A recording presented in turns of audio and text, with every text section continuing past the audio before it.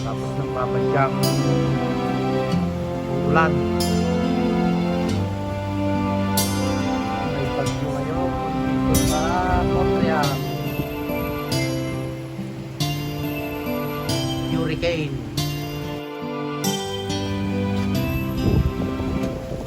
Ano na sila. Ayaw ng mga tanim natin dito sa Miranda. Ayan. Marag ba talaga yung baso natin? Ano na sila oh. Na malakas ang hangin. At saraduhan mo dito. Yun ang mga ano, karton. At ipapasok na yung ulan. Ayan oh.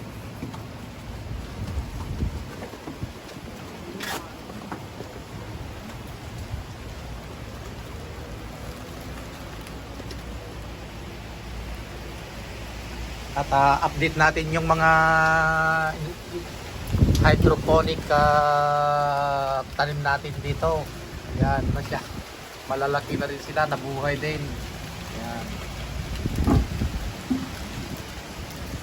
Pwede pa lang ano, pwede pa lang magtanim ng ganyan. Ayan o, malalaki na.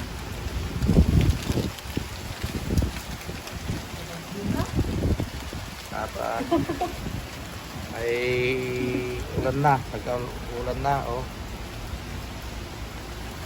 Nabasa na ako sa ulan. Tamang-tama, ano, libre dilig na dito. Matatalsikan ng ulan yung ano, mga halaman natin.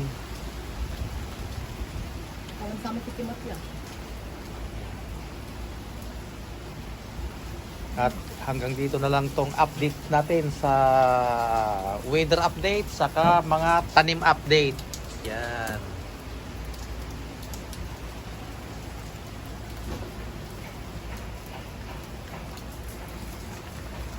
Ito yung mga anong pangalan to?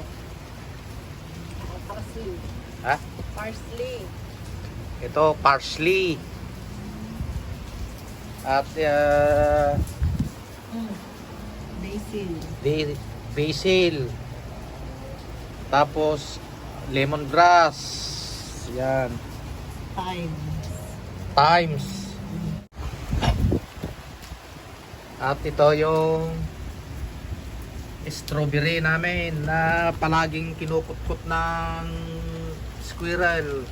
Tapos may tanim kaming kangkong. Yan. Tapos mga talong. Baka sakaling mabuhay itong ano namin, cucumber.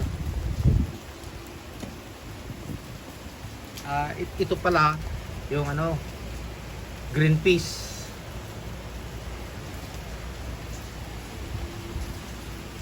At to mga kamatis. Dito po mananig mo. At mayroon tayong sibuyas. Mayroon din tayong ano dyan, ayan, celery. Ano, pinagkasya-kasya na lang natin sa maliit na space. Pinagkasya-kasya na lang natin sa maliit na space yung mga tanim natin. Ayan. At tumutulo na yung ulan. Kaya pala malakas ang hangin kanina. Nagbabadya yung hanggang dito na lang ang ating video sa araw na ito. Mag-ingat po tayo palagi. Salamat sa panunood. God bless us all. Bye bye.